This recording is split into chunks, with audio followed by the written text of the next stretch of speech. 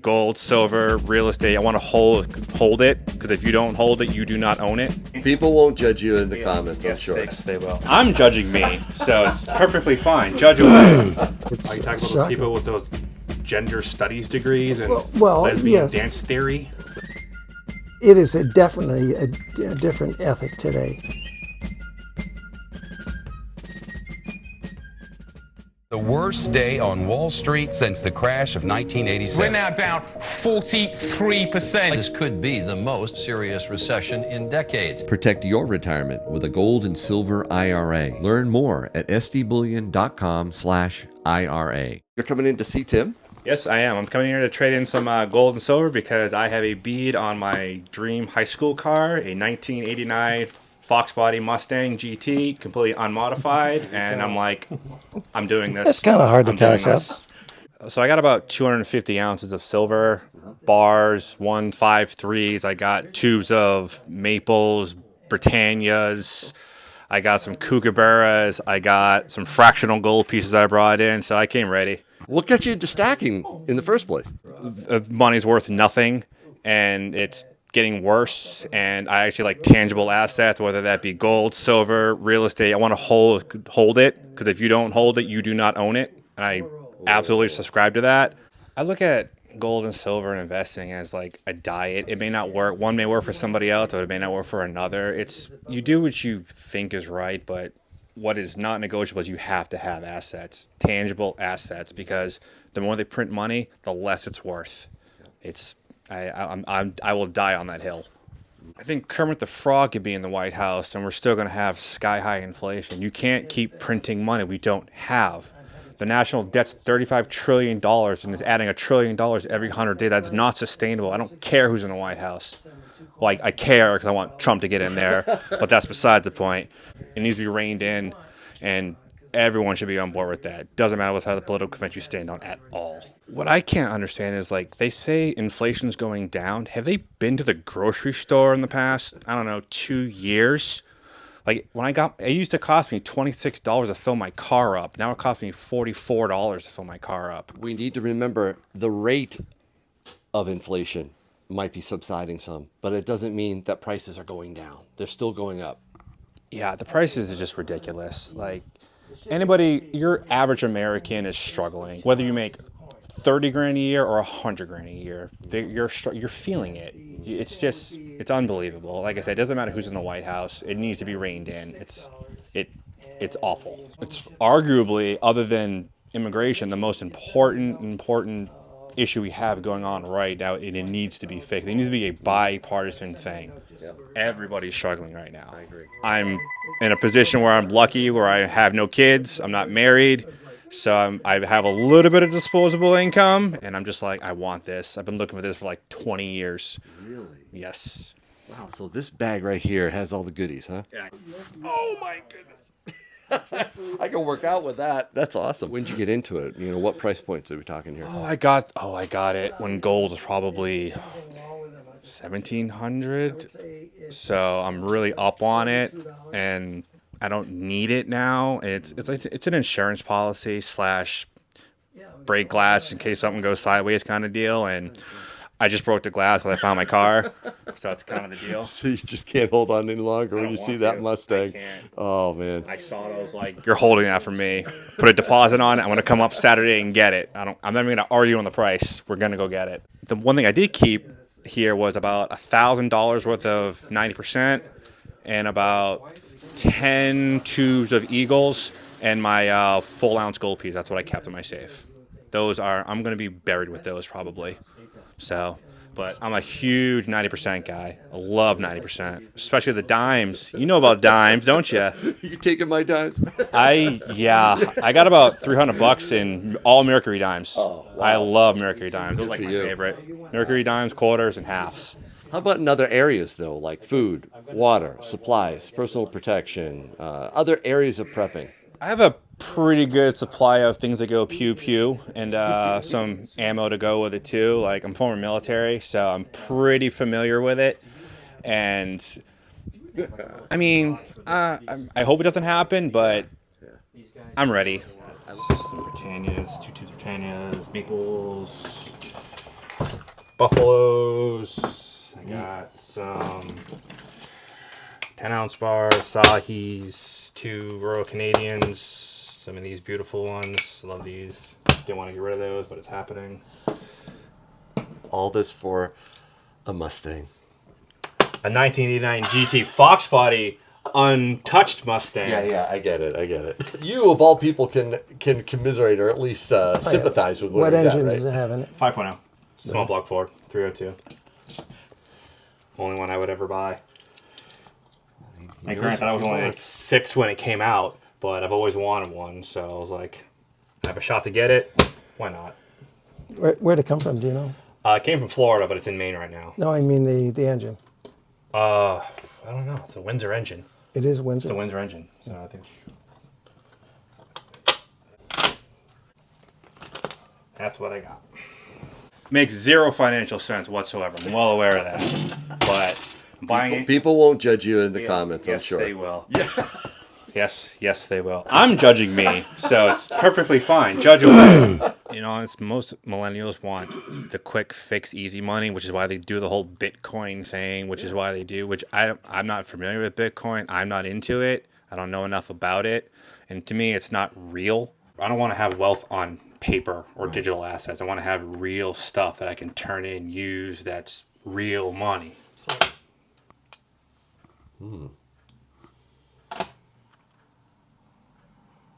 I mean, the tubes here are, except for one of them, I got all from Tim. So.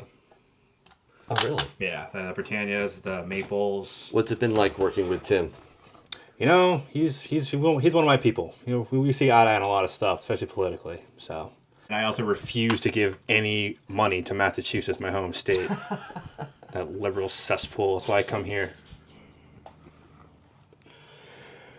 We love dealing with you, Tim. What was the hardest thing in that part of your stack right here to part with? The Britannia bars or what?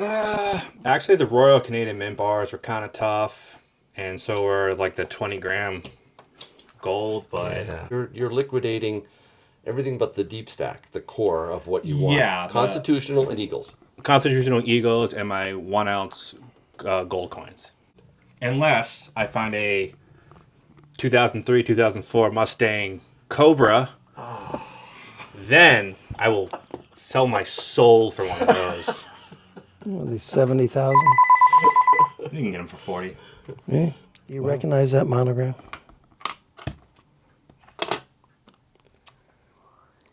never seen that monogram either. Yeah, an MT with a circle around it. That's Somebody what it in is. the comments will probably tell me what that is. I'm but- sure they will. The internet is undefeated.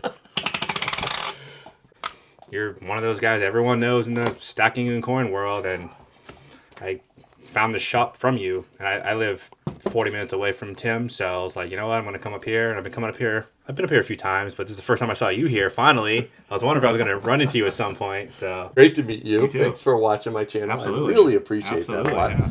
A lot of people watch my videos and haven't subscribed. Ignorance. If you wouldn't mind hitting that subscribe button and the bell icon so you know when the next video comes out, I'd really appreciate it.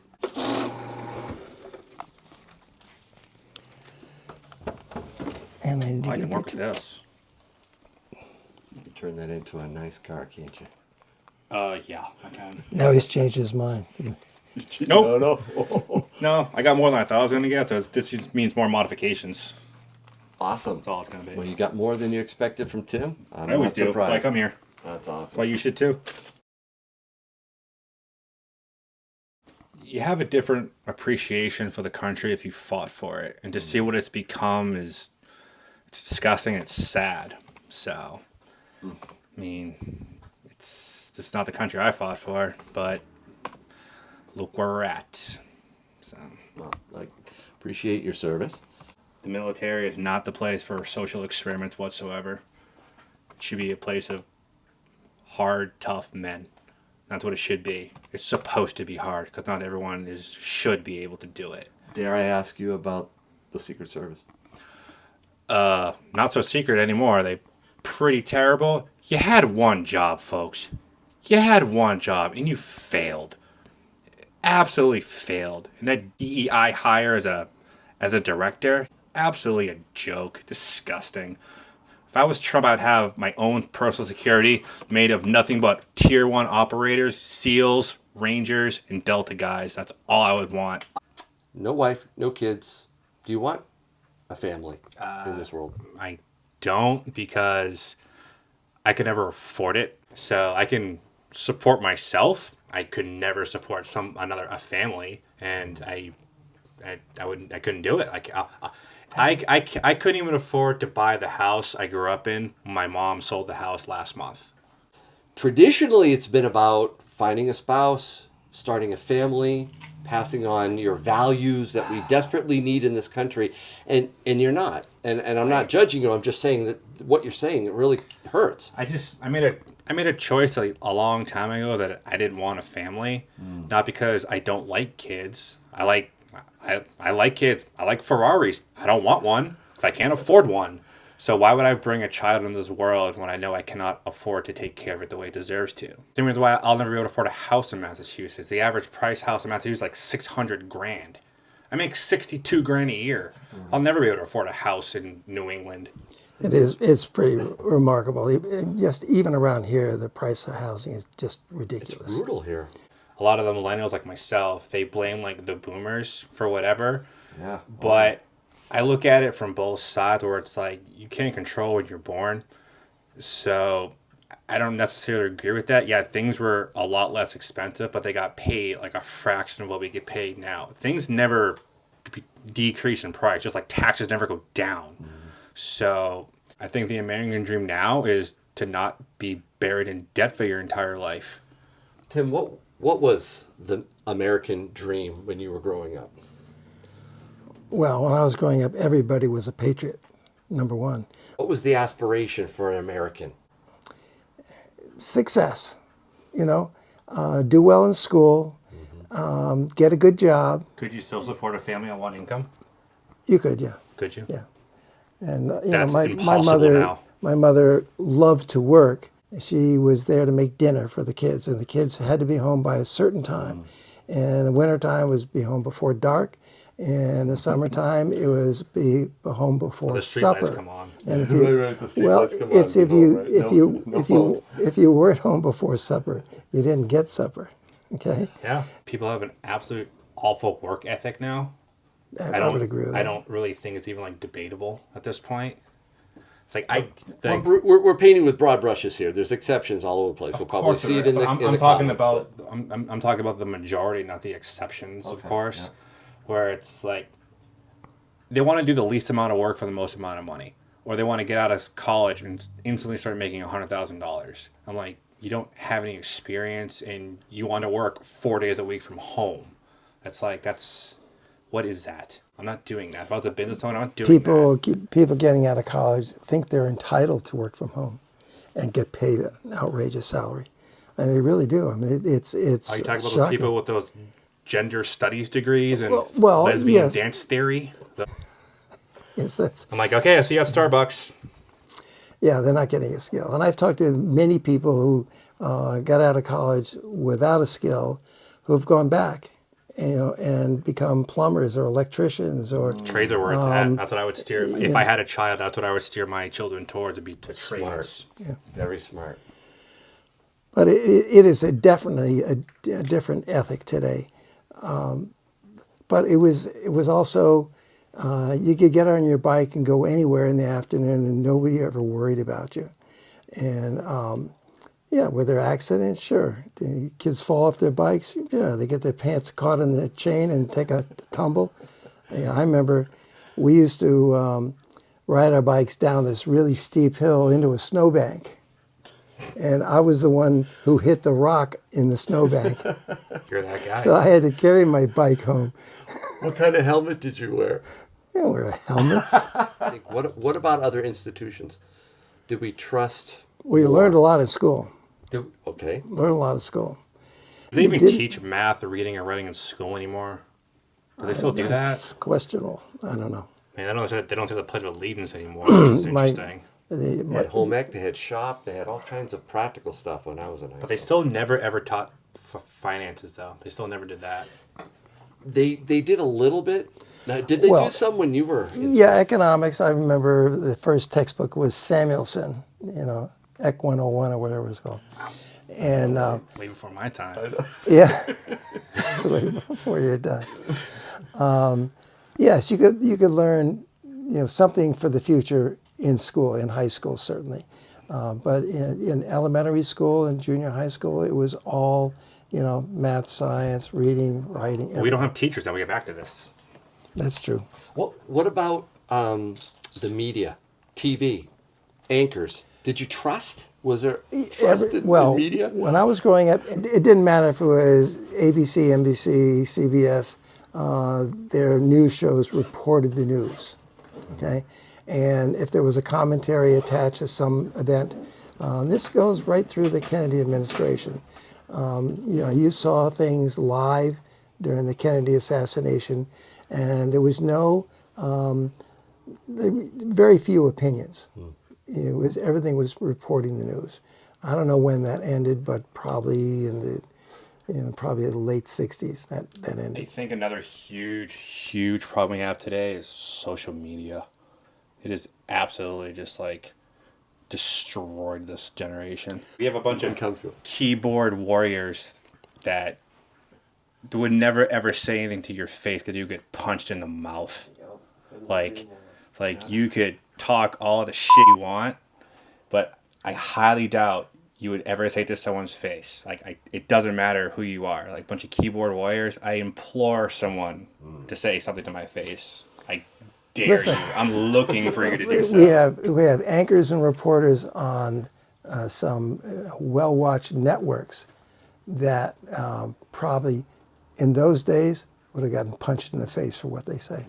There was a lot of competition in school to succeed. If you won a spelling bee, there were rewards for doing so, and everybody wanted to win something. Well, I remember I was a sprinter on the track team. I used to take off out of the blocks, and this one guy, he was going faster and faster and faster. I was at top speed right out of the blocks. I can still see the guy. And I remember the only time I ever beat this character. He didn't stumble or anything. I actually beat him to the tape. But that's the way it was in all sports. Right. Were like that. You didn't sit on the sidelines and cry because the coach said something bad to you. Rebuild the education system. I mean, it's broken from top to bottom. When you see a school like Harvard not take any action against people who are breaking the law, our civil rights laws in particular, and then the person finally steps down and still collects her outrageous salary for the rest of her life. I don't get it. If you don't have any accountability in any school, doesn't matter if it's kindergarten through the end of your college career, if there's no accountability, everybody's a failure. Keyword right there was accountability right there. And I agree with Tim on the education thing. I also think the teachers union is an absolute dumpster fire and a joke. We need to start teaching these kids to get ready for life, not to steer them towards an ideology that is not conducive in any way to their future at all. So I think you really need to put people on a trajectory for success, not where we're at now. It's the antithesis right now of success right now, and it's sad. We also have men who think they're women. So that's kind of a thing we have going on now too, which is interesting. I'm sorry if I misgendered you, by the way, but I'm just saying. Was it the beard? Was it the beard? I'm pretty sure it was the beard. Maybe the giant catcher's mitt hands. That could be it too. But, yep, unbelievable. It's laughable that we're even having this conversation. We learned facts, not opinions. We learned facts and not opinions. All right, well, thanks. This has been an interesting discussion. Thank you so much. Absolutely. Appreciate it. Care. Again, thanks. Take care. Bye, Tim. See ya.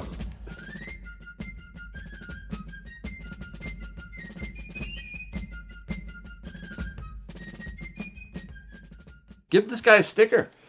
With my sticker. Oh, wait. Yeah. Well, I have the one that my granddaughter was sending to her cousin. That's adorable. She wrapped it up cool. with a sticker. She put it in the mailbox to mail.